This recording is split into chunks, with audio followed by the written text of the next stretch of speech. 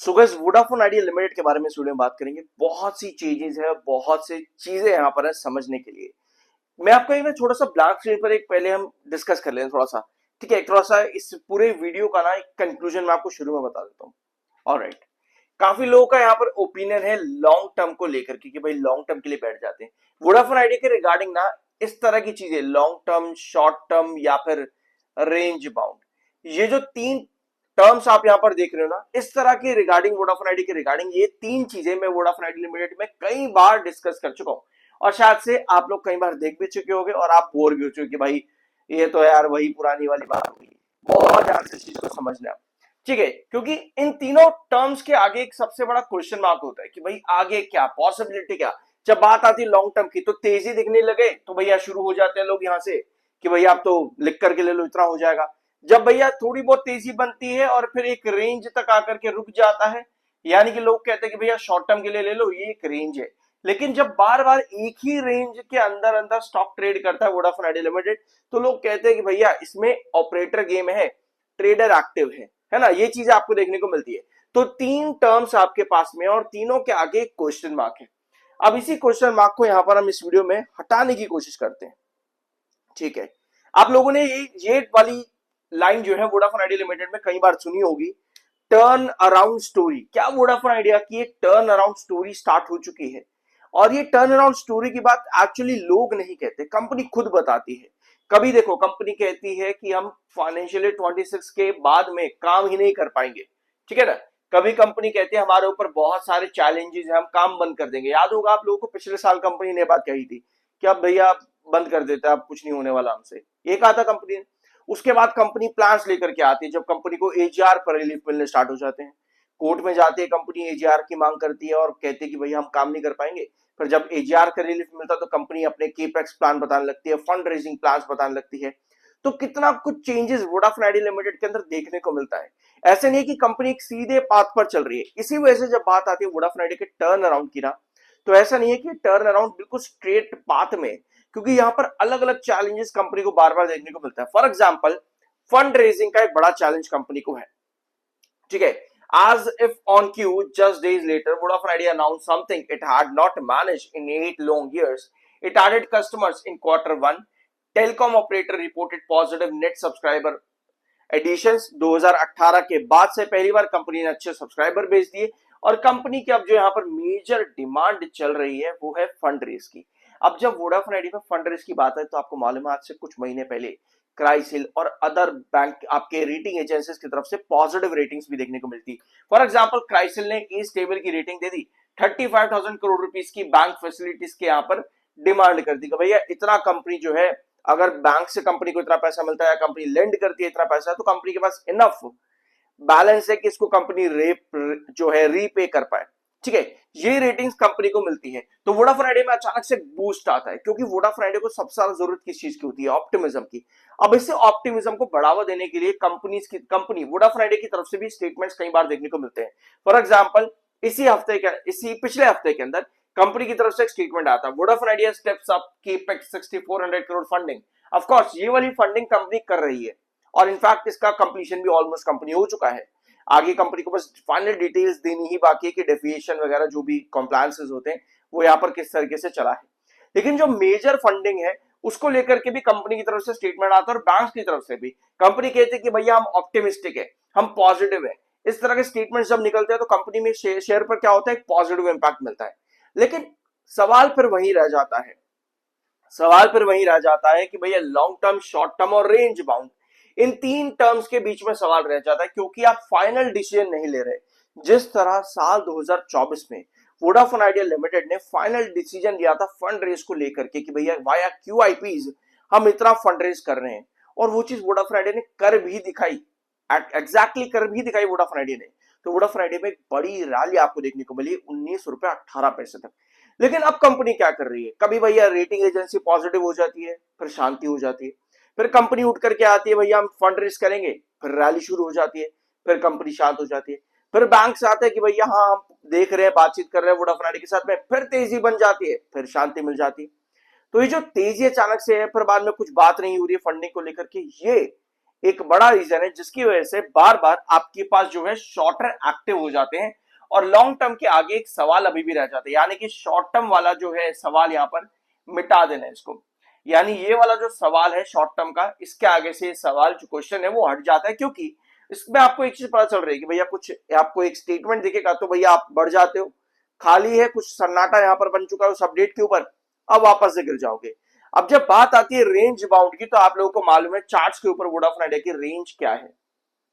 एक बार आते हैं इसके चार्ट पर, सब्सक्राइब कर देना अगर अभी तक नहीं किया है तो। ठीक है, ये वोडाफोन आइडिया लिमिटेड का चार्ट है। इसमें आपको मालूम है अलग अलग रेंज है वोडाफोन आइडिया लिमिटेड की। फॉर एग्जांपल 12.60 इसके ऊपर बढ़ते हैं तो लगभग 13.10 था ना, 13.10, 13.80 और बीच में एक 13.30 भी आता है। अभी हम 13.80 करते हैं इसको और 13.30 यहाँ पर कर लेते हैं। फिर आता है लगभग 14.10, राइट, यही था 14.10। और फिर आपका आता है 14.64 के आसपास ये। फिर आपका आता है लगभग 15.10। ये इंपॉर्टेंट ट्रेंड्स वोडाफोन आइडिया, तो ये एक रेंज के अंदर अंदर वोडाफोन आइडिया बार बार काम करता देखने को मिलता है। 1260, 1310, 1330, 1380, 1410, 1464, 1510, एक रेंज के अंदर बार बार एक लूप के अंदर घूम जाता है। यानी कोई पॉजिटिव स्टेटमेंट आ गया तो आपको तेजी दिख जाती है, शांति हो गई तो थोड़ा सा कंसोलिडेट करके फिर वापस से करेक्शन पर आ जाएगा। यानी जब बढ़ता है ना वोडाफोन आइडिया लिमिटेड और एक पॉजिटिव स्टेटमेंट के चलते, तो वो पॉजिटिव स्टेटमेंट पर डेवलपमेंट्स बननी बहुत ज्यादा जरूरी है। यानी अभी जब 14.1 के करीब वोडाफोन आइडिया लिमिटेड जैसे इस हफ्ते देखने को मिल रहा है, 14.10 आ रहा है बार बार, 1 2 3 4 5 बार बार सेलर वहां पर एक्टिव हो रहे हैं। इसका मतलब ये है कि भैया 14.10 उस न्यूज का जो यहां पर आई थी उसका डेवलपमेंट मिलता रहे यहां पर रेगुलरली। अगर वो डेवलपमेंट आता तब आप एक्सपेक्ट करते हो आपको यहां से भी तेजी देखने को मिलेगी, लाइक 14.64, 15.10, लेकिन वो डेवलपमेंट ही मिसिंग हो जाता है, जिसकी वजह से आपको बार बार रेंज बाउंड होता देखने को मिलता है। वो डेवलपमेंट ही मिसिंग है। एक चीज हमेशा नोट करना कि वोडाफोन आइडिया लिमिटेड सबसे ज्यादा काम करता है और एक्टिव रहता है न्यूज के ऊपर सबसे ज्यादा। चार्ट सिर्फ आपको ये बताते हैं यहां पर कि क्या क्या रेंज है, ठीक है, चार्ट्स आपको एक पर्टिकुलर रेंज बता देंगे। और आप कई बार नोटिस करना कि न्यूज भी आपके एक पर्टिकुलर रेंज के साथ वोडाफोन आइडिया में चलते हैं। जैसे 12.60 वहां पर एक पॉजिटिव स्टेटमेंट आ गया, आपको तेजी दिख गई, ठीक है। अभी 14.10 रिजेक्शन है, तो भैया क्या कर रहा है, भैया बार बार सेलिंग वहां से दे रहा है, सेलिंग दे रहा है ना 14.10 से बार बार, क्योंकि वहां पर डेवलपमेंट का इंतजार कर रहा है। तो इन्वेस्टर ट्रेडर इन सब चीजों को साथ में देखते हैं कि भैया मुझे मिल क्या रहा है एक्चुअली में। अब यहाँ पर शॉर्टर एक्टिव है, यहाँ पर रेंज बाउंड वाले इन्वेस्टर एक्टिव है, उनको मालूम है एक रेंज है, डेवलपमेंट नहीं बन रही तो भैया एग्जिट, प्रॉफिट बुक। डेवलपमेंट बन गई तो तेजी, यानी कि होल्ड कर को वेट करके बैठे रहो, जिसकी वजह से आपको मोमेंटम कैरी करता देखने को मिलता है। तो इतनी सब चीजें वोडाफोन आइडिया लिमिटेड के अंदर भी देखने की जरूरत है। मैं फिर बता रहा हूं कि वोडाफोन आइडिया लिमिटेड अभी जो कंपनी ने 2024 के अंदर फंड रेज किया था ना, सिमिलर फंड रेज कंपनी को एक्चुअली में वापस से करने की जरूरत है। तब हम एक्सपेक्ट करते हैं कि कंपनी ने कॉन्क्रीट जो है डिसीजन लिया है उसका इंपैक्ट दिखेगा। जैसे 2024 में कंपनी ने QIP करा, फंड रेज लगभग 11 रुपए के आसपास का था, ठीक है, वहां से आपको मोमेंटम दिखा 19 रुपए 18 पैसे तक का, क्योंकि वो एक कॉन्क्रीट स्टेप था। तो वही कॉन्क्रीट स्टेप यहां पर बार बार मिस होता देखने को मिलता है वोडाफोन आइडिया लिमिटेड में। कंपनी फाइनल डिसीजन यहां पर नहीं दे पा रही है अभी तक, ठीक है। सो अब आते हैं आपके नेक्स्ट पॉइंट पे, सिटी। सिटी एक ऐसा ब्रोकरेज हाउस है वोडाफोन आइडिया लिमिटेड के रिगार्डिंग बार बार टारगेट बहुत बड़े देता है। सिटी ने कई बार 22 रुपए के टारगेट भी दिए, कई बार 20 रुपए के, कई बार 19 रुपए के, कभी जब 14 रुपए पर आ गया तो 15 रुपए टारगेट कर दिया, जब 7 रुपए पर गिर गया तो 11 रुपए का टारगेट कर दिया। सिटी के टारगेट वोडाफोन आइडिया के रिगार्डिंग कभी बहुत बड़े, कभी बहुत वीक, कभी वापस से बड़े, कभी खराब, इस तरह का चेंजेस बार बार देखने को मिलते हैं। लेकिन सिटी ने हमेशा टारगेट जो दिया वोडाफोन आइडिया लिमिटेड के अंदर, वो हमेशा अप ट्रेंड में दिया है। जैसे अभी इसका प्राइस चल रहा है लगभग 13-14 के बीच में, है ना। सिटी का टारगेट है 17 रुपए का। अब भैया ये अचीव होगा नहीं होगा, फिर से बाइंग की रेटिंग दे रखी है सिटी ने। सिटी ने इस बार कहा है कि भैया आरपीयू जो कंपनी का बड़ा है ना, ये इंडिकेट करता है कि कंपनी का बिजनेस स्ट्रैटेजी बिल्कुल सही प्लेटफॉर्म पर है। साथ में सिटी ने यह भी कहा है कि कंपनी को फंड रेज करने की भी जरूरत है, ठीक है। साथ में सिटी ने यह भी कहा है कि कंपनी को फंड रेज करने की जरूरत है। इस पूरे 3 लाइंस को आप यहां पर जरूर रीड कर लेना, आपको सब चीजें मिल जाएंगी। Funding will be secured immediately, ये यहां पर कंपनी के मैनेजमेंट की तरफ से स्टेटमेंट था और सिटी ने इसको भी यहां पर कोड किया हुआ है। तो सिटी के 2 रिजल्ट यहां पर 17 रुपए के टारगेट के लिए। मैं आपको एक चीज बता दूं कि सिटी बार बार अपने टारगेट चेंज करता है। अभी मान लो यहाँ पर सपोज करते हैं 15 रुपए पर वोडाफोन आइडिया लिमिटेड अगर आ जाए तो सिटी क्या करेगा, 17 से अपना टारगेट बढ़ा देगा, 18 कर देगा।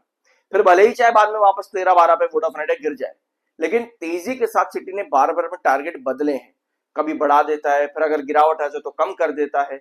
इस तरह के चेंजेस आपको बार बार देखने को मिले। यानी हमें इन चीजों में फंसना नहीं है कि कौन सा ब्रोकरेज हाउस क्या टारगेट दे रहा है, कौन सा ब्रोकरेज हाउस क्या कह रहा है। आपको एक कॉन्क्रीट चीज पर जाना है, जो कंपनी कॉन्क्रीट स्टेटमेंट दे दे आपको उसके पीछे जाना चाहिए, रादर देन की चेंजेस बार बार अगर आ रहे हैं तो फिर आपको रेंज बाउंड भी रहना चाहिए, राइट।